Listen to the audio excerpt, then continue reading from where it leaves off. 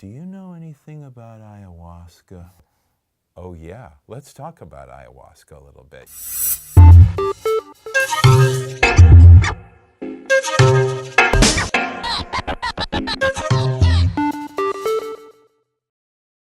All right, so I'm here with Chris Kilham. He's the author of the Ayahuasca Test Pilots Handbook. And I'm really glad and happy to be talking with you. Also, because at this point in my life, I've done ayahuasca journeys 5 or 6 times now, and they've been probably the most rewarding experience, that I've had in my life, or as rewarding as anything else in my life. Right. How'd you stumble upon ayahuasca? Well, ayahuasca, which just to fill viewers in, is a potent psychoactive brew made by shamans in the Amazon for healing and for spiritual journeying. So a true psychedelic. Why and how ayahuasca, for example, can heal trauma or grief or loss, maybe even in a single night, can help people to step out of addictions that may be very long-term, we don't really have all the answers for. Some people pursue a chemical answer. It's somehow working in the limbic system of the brain, helping to reset things that are fundamental to our basic operation. Those of us who've drunk ayahuasca a lot say yes, and there's also a spirit explanation that the spirits of the plants themselves and the thoughtful, careful administration of a ceremony by a talented shaman enables you to go into other dimensional spaces where the same rules of pain and anxiety and depression and fear and loss and grief don't apply.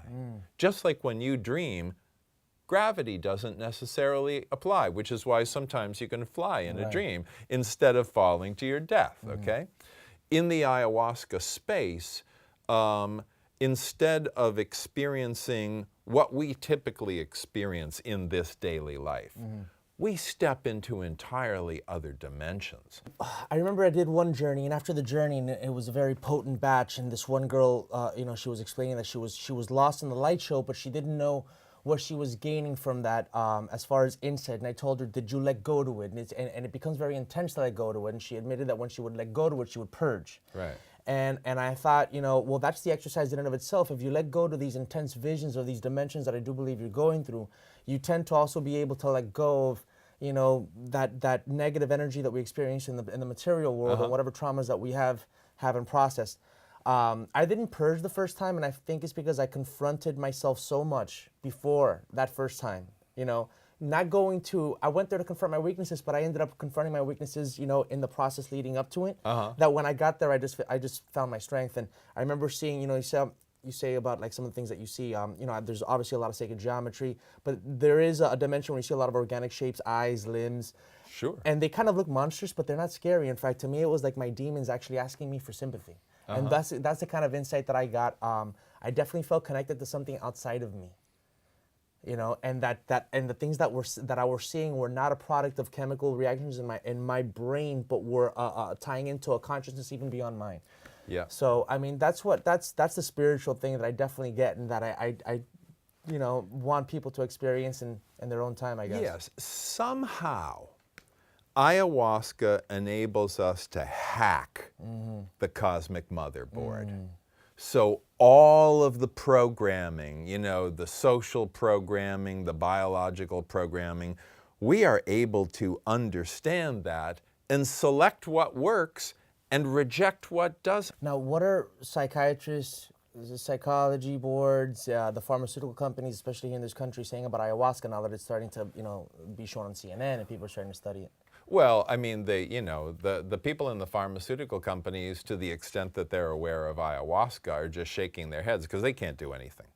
They can only sit there and kind of cry in their soup, I have met many medical doctors, and especially many psychiatrists, who are now going to Peru, going to Ecuador, going to Colombia, going to Brazil. They're sitting with shamans, they're drinking ayahuasca, they're making discoveries, they're taking notes, they're observing what's happening to other people, they're bringing others down. This is a very strong thoughtful movement. And you have two large South American churches, Santo Daime and União de Vegetal, that are leading ceremonies all over the world with thousands and thousands of people on an annual basis. And, you know, some of the people who show up are doctors and psychiatrists, and they're going, okay, I'm hearing tales of healing from things that I've never seen healed in my practice. Psoriasis, you know, things that theoretically are totally non-responsive diseases. This is worth understanding. So my experience is there's a lot of interest, a lot of inquiry, and people are trying to figure out how to work with this. And it's hard to work with a psychedelic when maybe you're sitting there in ceremony at night and you get swallowed by a giant anaconda. You know, this is not normal medicine. Well, you know, and to that, one of the things, one of the things that, you know, I'm very passionate about ayahuasca, and I'm very passionate about, you know, I'm not the kind of person that says anyone should do anything. Right. But I definitely believe people can do something like this. Yes. And I've been in, you know, I've been getting very spiritual and getting new agey. I know my friends hate when I use that term, but I mean, it's for lack of a better term. And, you know, I sit with some people after yoga, and most of them are into this, obviously, but there's always like that one person, you know, who's like, well, why do you, a person who's never done it and never will do it, lobs this one. Or I don't need to have some psychedelic experience or do ayahuasca. Listen, maybe if you sit under a tree and you fast for 40 days and 40 nights like a Buddha or a Jesus, or do something like, maybe you'll trip that hard and you'll connect to the divine.